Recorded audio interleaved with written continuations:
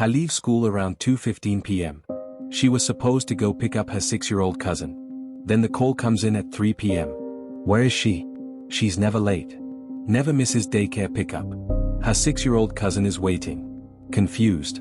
Alone. By nightfall, panic sets in. Her family calls the police when she doesn't come home. By morning, it's a missing persons case. They search for weeks.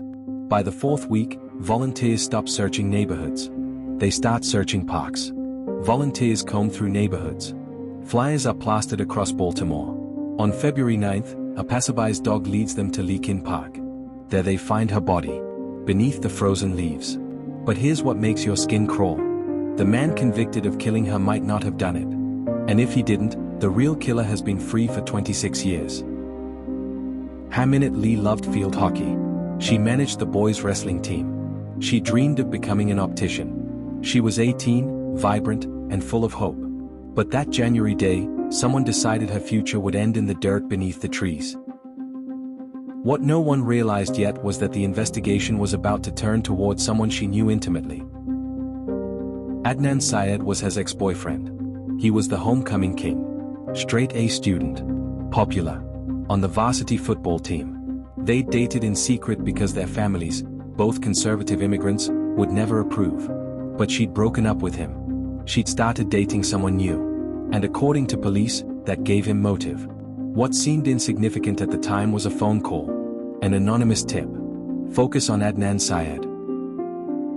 Within weeks, the investigation zeroes in on him. Not because of physical evidence, but because of his friend. Jay Wilds walks into the police station and says something unimaginable. Adnan told him he was going to kill her. And after he did it, he called Jay to help bury the body. Jay's story is detailed. Specific. He describes the Best Buy parking lot where it happened. The trunk of his car. The drive to Leakin Park. The dirt under their hands. But there's a problem. Jay's story keeps changing. First, he says one thing. Then, in another interview, he says something else. Timelines shift. Locations move. But the most important detail hadn't surfaced yet. The police interviews were never recorded in full.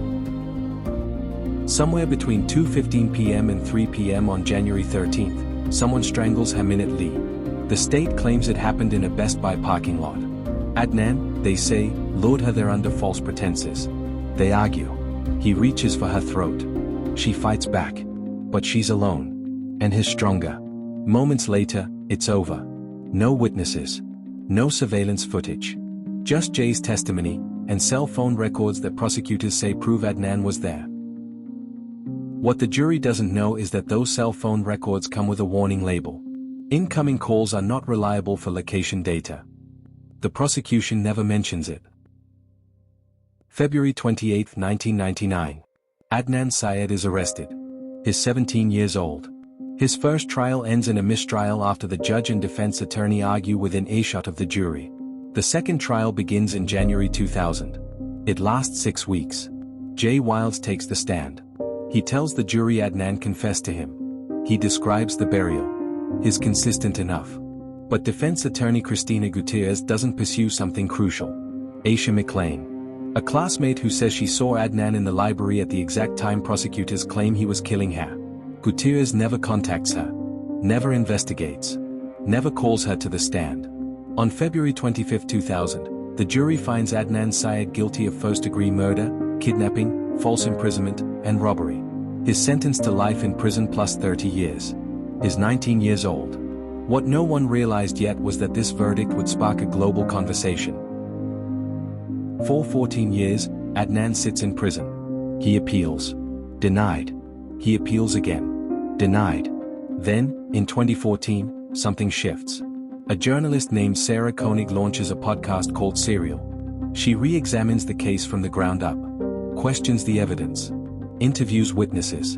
Talks to Adnan from prison.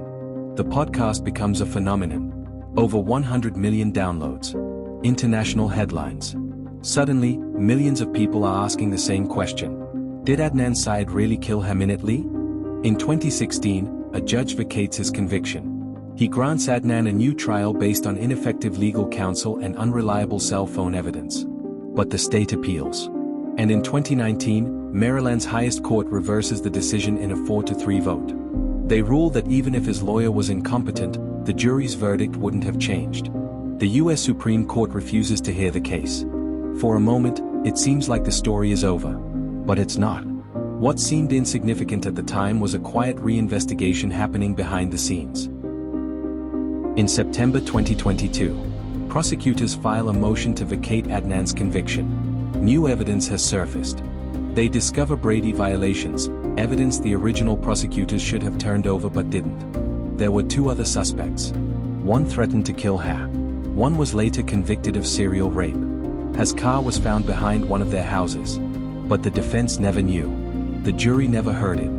On September 19, 2022, a judge vacates Adnan's conviction. He walks out of the courtroom a free man after 23 years. But the most important detail hadn't surfaced yet. This freedom was fragile.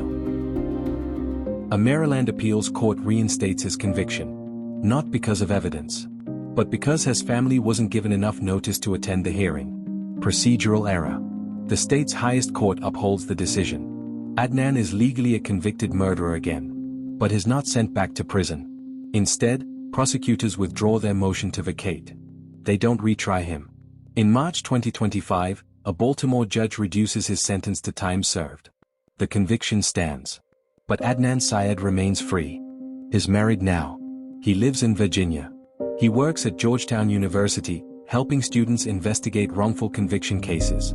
He's building a new life. But his name will never be fully cleared. Not unless new evidence emerges. Not unless someone else confesses. Haminat Lee's family still believes Adnan killed her. They say the evidence is overwhelming. Others believe he's innocent. A victim of tunnel vision and systemic failure. The truth is, we may never know for certain. No DNA linked Adnan to the crime. Jay Wilde's testimony, the only real evidence, has been contradicted dozens of times.